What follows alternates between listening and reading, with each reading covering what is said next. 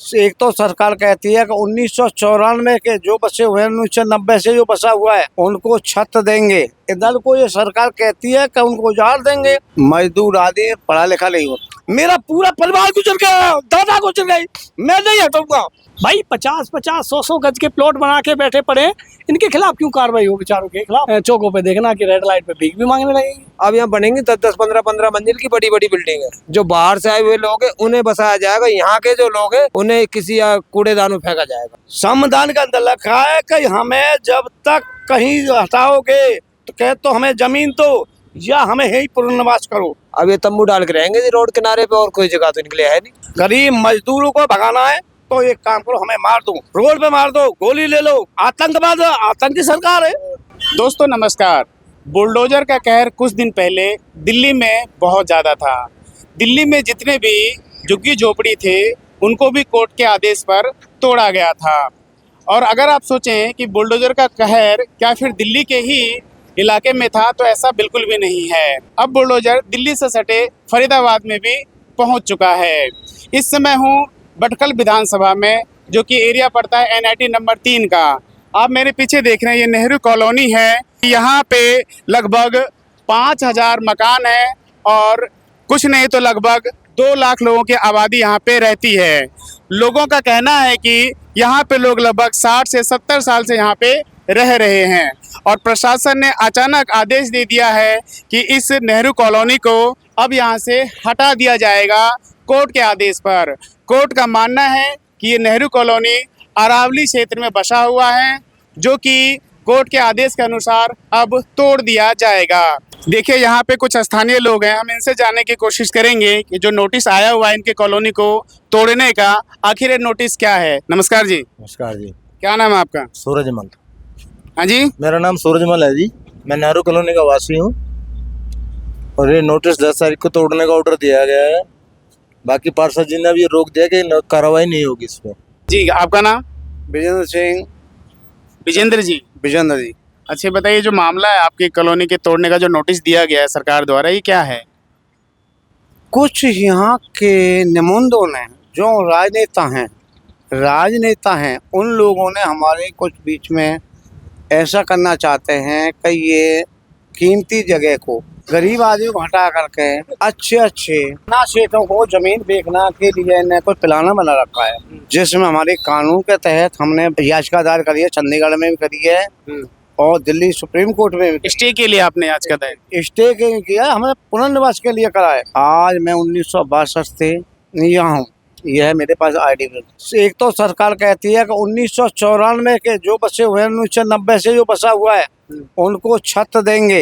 इधर को ये सरकार कहती है कि उनको उजाड़ देंगे। क्या सरकार का काम है? हमारे संविधान के अंदर जो कानूनी संविधान है, क्या संविधान लेके चल रहे हैं या अपनी मनमर्जी कर रहे हैं सरकार? हम मनमर्जी से नहीं, हम लेकिन सरकार तो कह रही कि सुप्रीम कोर्ट का आदेश है ना, अरावली के क्षेत्र में बसा हुआ है। हम तो गरीब आदमी यही कहते हैं, अपील करते हैं कि जो हमारी जमीन है हमको यही अलॉट किया जाए। हम केंद्र सरकार से, जब हमारे पंडित जवाहरलाल नेहरू आए थे, हमारे पिताजी हमारे दादा यहाँ रोड ही तोड़ते थे, उन्होंने कहा था इन्हें पुनर्वास यही करा जाए। तो हमारे पिताजी ने, हमारे दादा ने, हमारे पूर्वजों ने यहाँ हम बसे थे, हमें बढ़िया यहाँ स्थायी कियाने के लिए आश्वासन दिया। वो सरकार भी ऐसी चले गई, कांग्रेस सरकार। आज ये सरकार हमारे को जानने के लिए क्यों हम नहीं जाएंगे?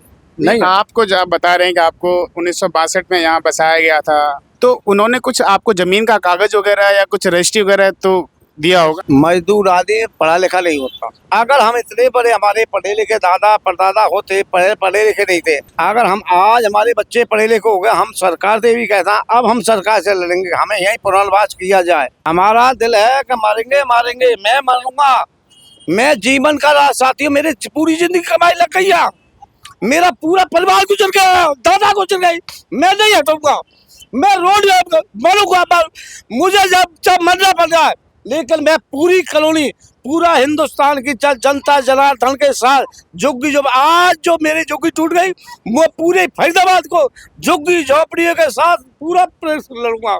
गरीब मजदूरों को भगाना है तो एक काम करो, हमें मार दो, रोड पे मार दो, गोली ले लो। आतंकवाद आतंकी सरकार है। एक एक ईंट मेरी मेहनत की कमाई है, इतनी मजदूरी करी है मैंने, मेरी जिंदगी की कमाई यहाँ में मैं कहाँ जाऊंगा मेरे लेकिन बाबा जमीन तो आपका अवैध है ना, जैसे कि सुप्रीम कोर्ट कह रही है कि आप अरावली के उसमें बैठे हुए हैं, जमीन की रजिस्ट्री तो आपके पास नहीं है, कागज है आपके पास? मेरे भाई मेरी वोट भी तो अवैध है, मुझे वोट सरकार वापस दे दे, मुझे मेरी सरकार वापस दे दे, सारी वोटों को वापस दे दे, तो सरकार को देखता हूँ मैं। मेरी वोट भी तो अवैध है, जब मेरी जमीन अवैध है मेरी वोट भी तो अवैध है। संविधान के अंदर लिखा है कि हमें जब तक कहीं हटाओगे तो कह तो हमें जमीन दो या हमें यही पुनर्वास करो। मेरा नाम राम स्वरूप है। तो आप भी इसी कॉलोनी में रहते हो? हाँ, इसी कॉलोनी में रहता हूँ। कितने साल से रहते हो आप? मेरे को कम से कम लाया तो इस कॉलोनी में 60-65 साल हो गए। तो जो नोटिस आया है इसको लेके क्या आप मान रहे हैं, कैसा भैया मैं तो पढ़ा नहीं लिखा नहीं, मेरे लिए तो काला अक्षर भैंस बराबर है। लेकिन आपको पता है कि नोटिस आया जुगी को तोड़ दिया जाएगा? नोटिस आया था यहाँ, ये सामने मकान है यहाँ चिपकाया। आपने कुछ किसी से पूछा तो होगा ना कि किस चीज का नोटिस है? नहीं, हमने नहीं पूछा भाई, जब हम पढ़े लिखे नहीं है तो हम क्या पूछे उससे। सुनील जी, जो नोटिस आया हुआ है आपके कॉलोनी को तोड़ दिया जाएगा, सुप्रीम कोर्ट का आदेश है कि ये कॉलोनी अरावली के क्षेत्र में बसा हुआ है, तो क्या आपको क्या कहना चाहेंगे आप? सर, ये अरावली के बीचों बीच बसा हुआ है। अरावली के बीचों बीच तो सैनिक कॉलोनी भी है, फिर मानव रचना स्कूल भी है और काफ़ी बने हुए हैं अरावली के अंदर, आपने देखा भी होगा।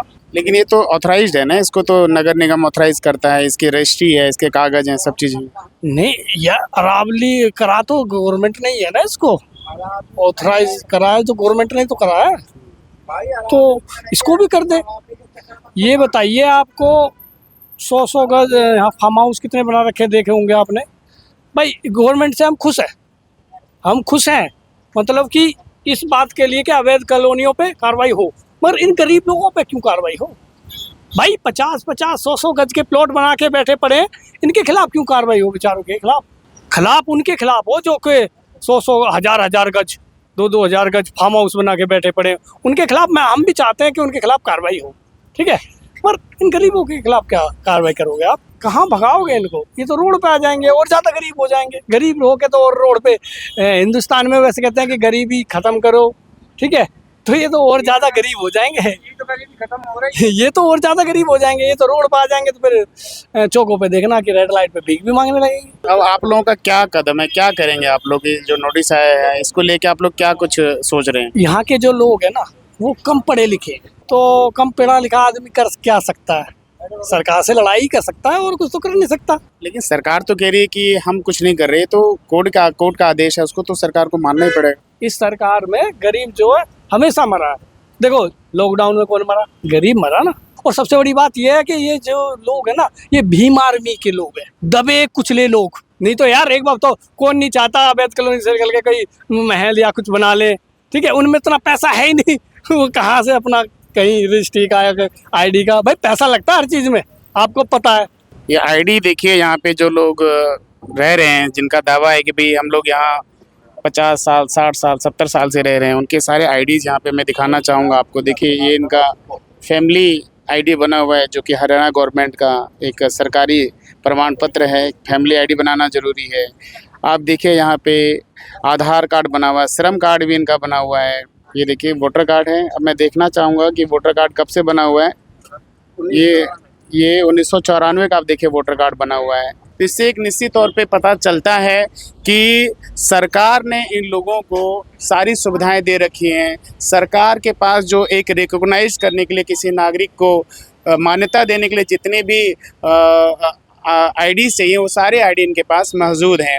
इसके बावजूद ही सरकार ये एक्शन ले रही है। इसी चीज़ का इन लोगों को दुखाई है। और लोगों से बात करते हैं। क्या नाम है जी आपका? मेरा नाम खालिद है। खालिद जी, यहीं के रहने वाले हो? हाँ, यहीं के रहने वाले। ये जो कॉलोनी में नोटिस आया हुआ है कि कॉलोनी को तोड़ा जाएगा, इसको लेके आप क्या कहेंगे? गरीब मार हो रही है जी, ना तो वहाँ बाहर प्लॉट है, ना गाँवों में जगह बची। अब यहाँ के इन्होंने विचार बनाया अपना, अब यहाँ से भी ले लो। अब ये तंबू डाल के रहेंगे जी रोड किनारे पे, और कोई जगह तो इनके लिए है नहीं। यहाँ इनके पास इतना पैसा भी नहीं है जो रजिस्ट्री का ले ले। यहाँ तो मजदूर रहते हैं 500 रुपये की दिहाड़ी बजाने वाले, 300 की दिहाड़ी बजाने वाले। अभी ना गाँव में ले सकते हैं, और यहाँ से छिन गया तो अभी ऐसे ऐसे तंबू वगैरह खड़े नहीं होते रोड पे, वो तिरपाल वगैरह डाल के रहेंगे अभी, और कोई जगह ही नहीं है। कितनी आबादी यहाँ रहती होगी आपके साथ? यहाँ इतनी आबादी है जी, अगर हम पूरी कॉलोनी घूमना चाहें तो हमें 2 घंटे लगे। मस्जिद से अगर ऊपर चले तो 2-2.5 घंटे में जाकर हम इसका एंड करें, जिसमें 20-25 हजार तो इसमें बोट है, छोटी छोटी झुग्गियां बना रखी है, कोई ऊपर बस रहा है, कोई नीचे बस रहा है। सबसे आसान तरीका है गवर्नमेंट का, जहाँ कोई बस रहा हो उसे उजाड़ दो भाई, आप तो जाओ, आपका तो यहाँ कोई है नहीं। अब यहाँ बनेंगी 10-10, 15-15 मंजिल की बड़ी बड़ी बिल्डिंग है।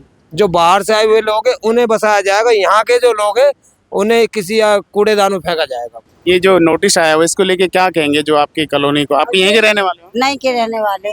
अब क्या करें, गरीब आदमी है, क्या करेंगे, हमें खाली करने का में, हमें तो पैसे भी दे देंगे, बन जाए वो। हाँ, पैसे भी दे देंगे हम तो। क्या कितने साल से रहते हो आप यहाँ? हम 60 साल से रह रहे हैं।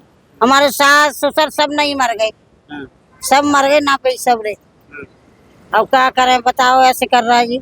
वोट लेता है हमसे, सब काम करता है हमसे, और हमें निकालना पड़ रहा है। फिर आधार कार्ड है, राशन कार्ड है, वोट कार्ड है, सब कुछ है, पेंसिल भी आ रही है, सब कुछ है। अब वो ऐसे कर रहा है।